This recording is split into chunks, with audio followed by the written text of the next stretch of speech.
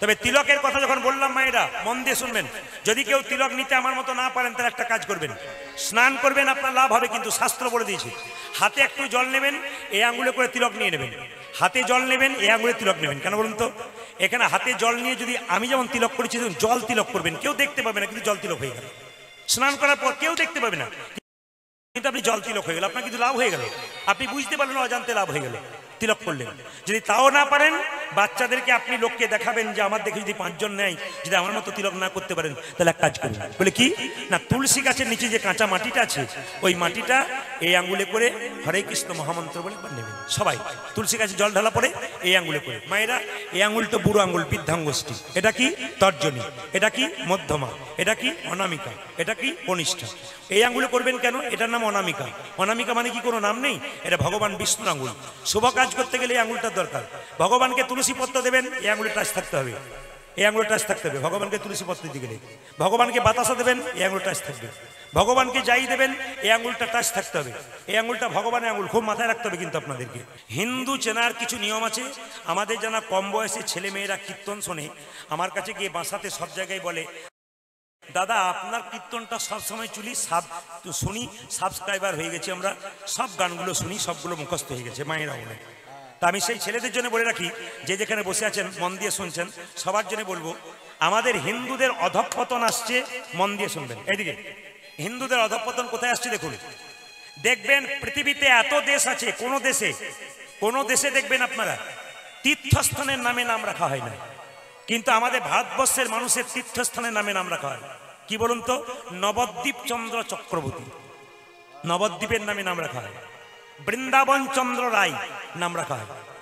কিন্তু সেই দেশে বাস করে ভগবানের নামে নাম রেখে, তীর্থস্থানের নামে নাম রেখে আমরা কত অন্যায় করছে একবার ভাবুন।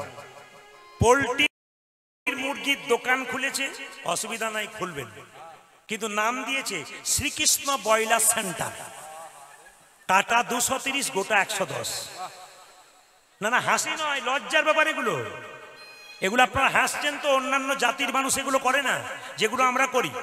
ওদের ধর্ম নিয়ে ছিনিমিনি খেলে না, আমরা খেলি। শুনবেন মন দিয়ে যারা আছেন, হিন্দু সনাতন ধর্ম যাতে ধ্বংসের দিকে না যায়, হিন্দু সনাতন ধর্ম যাতে বেঁচে থাকে, তারই প্রচেষ্টা আমাদের। বারবার শুনবেন যে যেখানে বসে আছেন মায়েরা।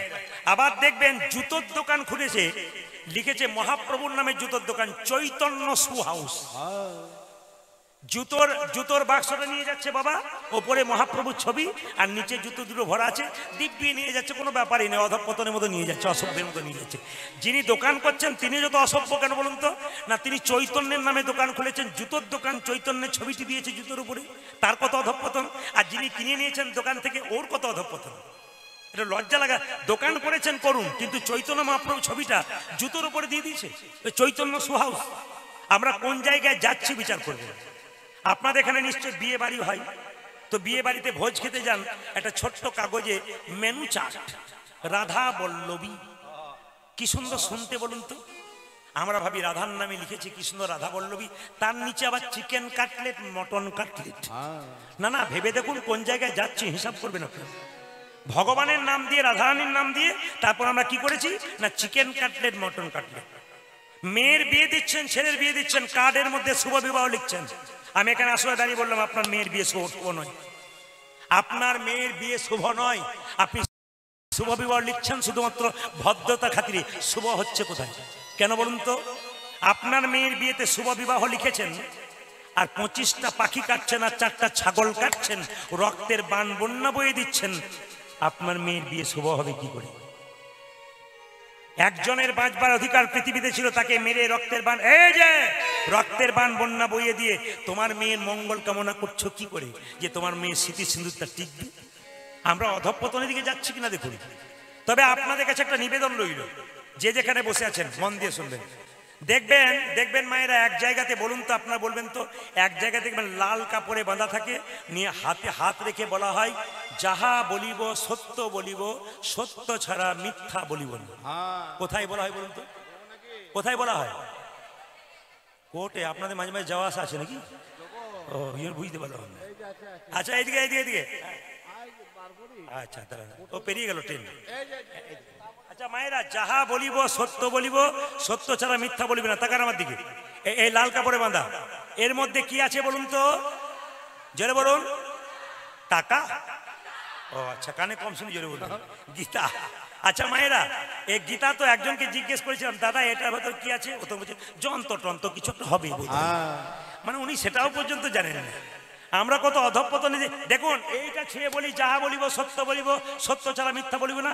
ছোঁয়ার পর থেকে হাজার হাজার মিথ্যা বলতে শুরু করি, একটাও সত্য কথা বলি। তাহলে আমরা কত কত অধঃপতনের জায়গায় যাচ্ছি। গীতা আমরা ছুঁই মাত্র, কিন্তু মানি না। আপনাদের কাছে নিবেদন রইল, এই অধঃপতনের পথ থেকে আমাদের রেহাই হতে হবে। তাই সবার কাছে নিবেদন রইল, মায়েরা বৈষ্ণবকে সম্মান দিন, সাধুকে সম্মান দিন। আপনাদের ছেলে মেয়ের বিয়ের 7 দিন আগে প্রদীপ পালের নিবেদন রইল, যা করছেন করুন। সমাজে টিকে থাকতে গেলে আপনাকে বজায় রাখতে বহু কিছু করবেন, কিন্তু একটা কাজ করবেন, বিয়ের 7 দিন আগে কয়েকজন বৈষ্ণবকে ডেকে একটু অন্ন প্রসাদ খাওয়াবেন। জিজ্ঞেস করবেন বাবা কেমন খেলেন, উনি বলবেন খাবার বলতে নেই মা, প্রসাদ বলতে হয়। উনি আবার আশীর্বাদ করে দিয়ে যাবেন। কি বলবেন বলুন তো? তোমার মেয়ের বিয়েতে আশীর্বাদ করলাম, তোমার মেয়ের স্মৃতির সিঁদুর দীর্ঘায়ু। কিন্তু দেখবেন আপনি যখন অনেক কিছু করলেন, মাছ মাংস নানা রকম খাবার করলেন, 4 চাকাতে লাল গাড়িতে এসে আপনার বাড়িতে একজন খেয়ে চলে গেল, খাবার পরে বলে গেল খাবারটা তো ভালো হয়েছিল, পোলাওটা কিন্তু বাদামগুলো পোড়া পোড়া হয়েছিল। মানে খেলো, বদনাম করলো, 2000 টাকা প্রেজেন্টেশন দিল, ওটা 2 বছর রইল। কিন্তু বৈষ্ণব যে প্রেজেন্টেশন দিল আপনার মেয়ের ছেলের জীবনে সারা জীবনে রইল। এই কাজগুলো করবেন, আপনাদের জীবন সুন্দর হবে। ঘর থেকে বেরোনোর সময় শুভ কাজে যাচ্ছেন, যে কাজে যাচ্ছেন, বাচ্চা থেকে বয়স্ক, মাকে প্রণাম করে যাবেন। বয়স্করা বলবেন আমার মা কোথায় পাবো? মায়ের ছবি দেওয়ালে টাঙানো আছে, প্রণাম করুন। মহাপ্রভু যখন ঘর থেকে বেরোতেন, মহাপ্রভু মাকে প্রণাম করতেন, ঘর থেকে ফিরে এসে আবার মাকে প্রণাম করতেন।